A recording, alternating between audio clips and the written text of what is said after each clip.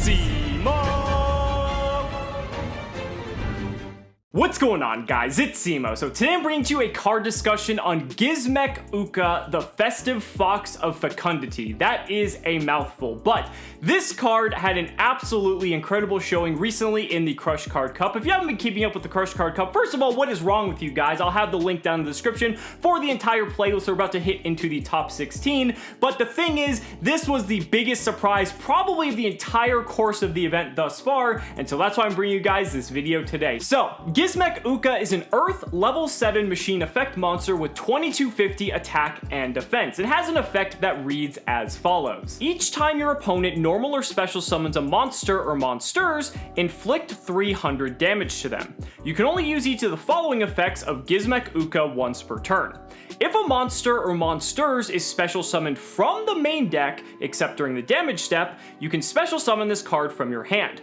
If this card is normal or special summoned, you can target one face-up monster your opponent controls, special summon one monster from your hand or deck whose attack equals its own defense with a same attribute as that monster. Talk about conditional, right? I mean, at first glance, this card seems like it has no place in competitive Yu-Gi-Oh!, but if you've already seen the feature match, you know exactly where this conversation is heading. So before we go there, I want to take a step back and talk about how we got to Gizmek Uka in the first place, because looking at Adamancipator and understanding how the deck is just so oppressive right now will make a little bit more sense. So looking at Adamancipator and the boards it is able to amass going first, not only is this deck able to amass boards with like 5, 6, 7 negations, but the fact that they're basically impermeable to almost all forms of disruption, being Ash Blossom, Nibiru, Infinite Impermanence, just so many different threats. Even a card like Dark Ruler No More is sometimes not enough, because even if you Dark Ruler this deck, they still make Abyss Dweller 9 times out of 10, so that means that's going to shut off the graveyard. They have the Dragon Buster Destruction Sword equipped to like their Borreload Savage Dragon,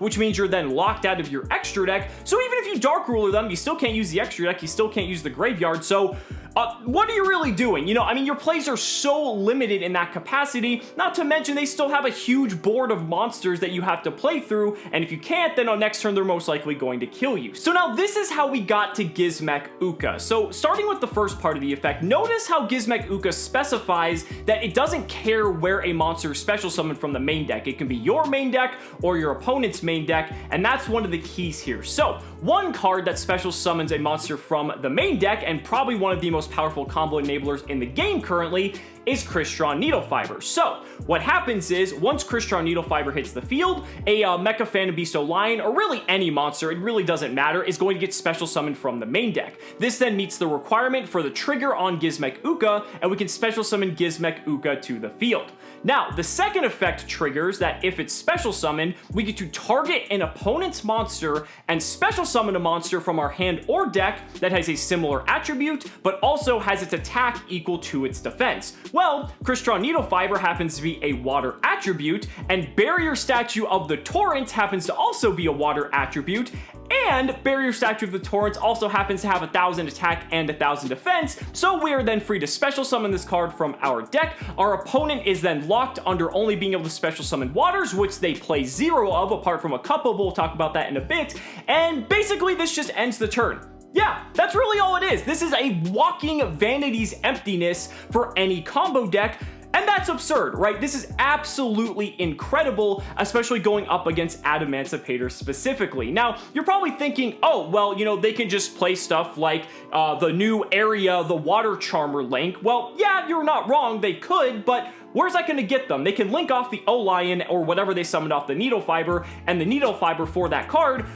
But then what are they going to do? They don't have any other water monsters in their extra deck. They don't have any other water monsters in their main deck. On top of which, even if there were other water monsters in the main deck, I don't think there's a single water link monster that they could go into that can remove a card from the field. So with that being said, they are basically just locked under this card. You might be thinking, oh, Dragite's a water and Adamancipator plays that natively. And yes, you would be correct, but you're telling me that they're going to be able to get 2 level 4s onto the field, including a tuner, only being able to special summon water monsters when the deck is pretty much all earths? Yeah, good luck with that. So this effectively just puts a lock on Adamancipator, and there's not much they can do. In most instances, they're just going to pass the turn, and then you are then able to capitalize on this. You can link off the Gizmek Uka and the Barrier Statue of the Torrents for an area of your own to break the lock, and then you have 5 cards in your hand since you went second to either OTK them, which is probably the best plan, or to just set up in a way that you have plenty of disruption to play through whatever they had for their turn, and then you have a full grip on the game.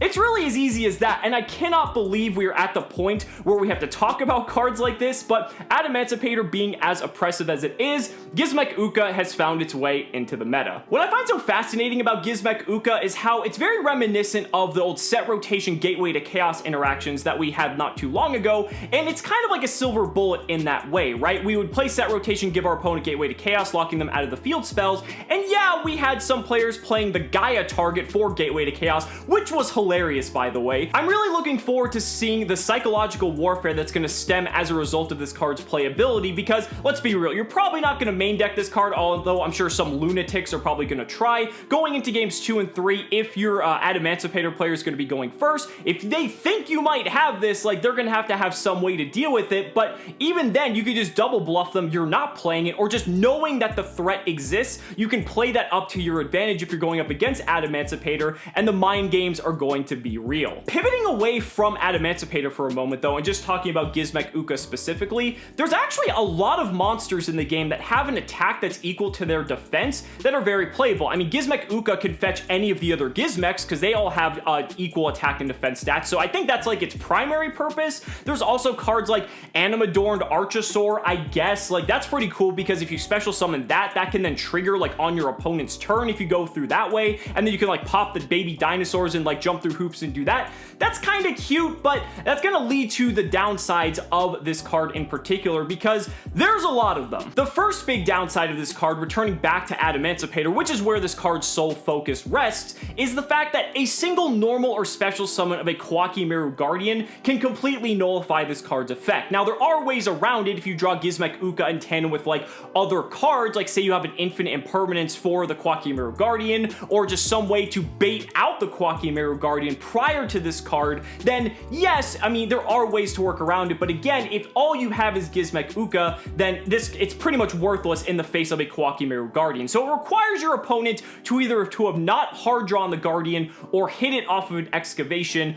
on an Adamancipator, which might be asking for a lot, but I mean, there are only 3 in the deck, so take that for what it's worth. Gizmek Uka gets significantly worse after turn 1, because one of the big strengths of using this when you lose the die roll or when you know you're going second is that your opponent doesn't have a battle phase. So when you summon Uka and then you summon your barrier statue, then they can't even run it over in battle. I mean, typically that's just an easy way to out things, but without a battle phase, because they're going first, I mean, you basically only have one turn to ensure that you can either kill them or that you wall up so that way you're prepared for them their next turn, which is going to be pretty much just as powerful as the first, except even with an extra card in addition to that. It's going to be rough, but it's one of those cards that if you don't see it in your opening hand, it's just going to get significantly worse over time. Very similar to Nibiru, and having it be your 6th card is going to be one of the most miserable feelings on the planet. Thirdly, Gizmek Uka is extremely conditional. Think about all the hoops you have to jump through just to ensure this card resolves.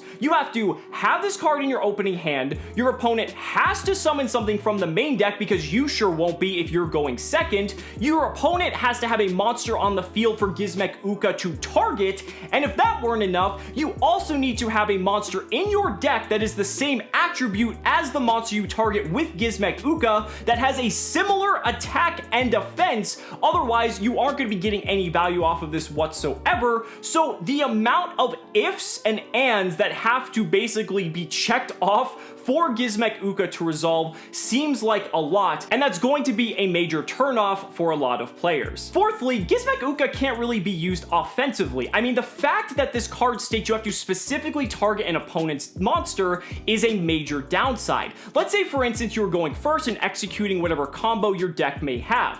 If Gizmek Uka, for instance, said you could target any monster, then special summon a monster from your hand or deck with a same attribute with equal attack and defense, then that gives it some more utility, right? If you're able to target your own monsters as well as your opponents. But because you can't, it really restricts the limitations of how powerful this card can truly be. That might have been intentional, otherwise this card may have been too good. But the thing is, there are a lot of very good, proactively powerful cards that have a similar attack and defense stat that could be special summoned off of this, and I think that was definitely a missed opportunity in how powerful this card could have been. And fifth and finally, there's kind of already a counter side to this that exists in majority of players' side decks, if not their main deck at this point, if last weekend taught us anything, and that's Dark Ruler no more. I mean, if they don't have anything else, they can just slide these into their deck, and as soon as they see Uka come down with the barrier statue, they just Dark Ruler no more you. You know, they don't need to do damage because it's turn 1. They're just trying to set up a board with like 8 negations anyway, and then everything on your side of the field's turned off, and it feels pretty bad because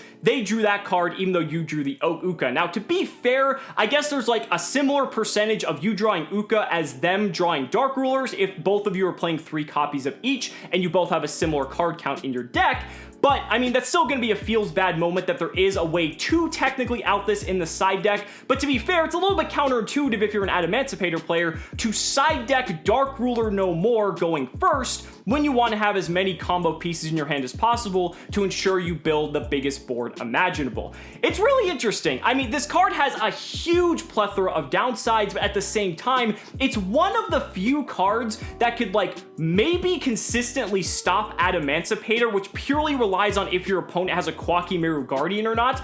It's interesting. I think it's really cool to see, and I'm really excited to see what people end up coming up with next, because there may even be more application. Like I said, there are a myriad of different cards available that have a similar attack and defense value, and so maybe people will come up with more ingenious ways to take advantage of Uka. I think this is barely scratching the surface, and I'm excited to see what people come up with, because who knows, this may be the Gizmek Uka barrier statue combo we see to answer combo decks for years to come. So guys, that's gonna do it for this video. Let me know down in the comments what you guys think about Gizmek Uka. I'd really love to hear your thoughts. Thank you guys so much for watching the video. Be sure to like the video as always. Subscribe to the channel for more amazing Yu-Gi-Oh content. And if you found this video informative, consider supporting me on Patreon or becoming a YouTube channel member. Just by showing your support in any way that you can, you're investing in my ability to continue bringing you amazing Yu-Gi-Oh content. So thanks so much again, and we'll see you next time.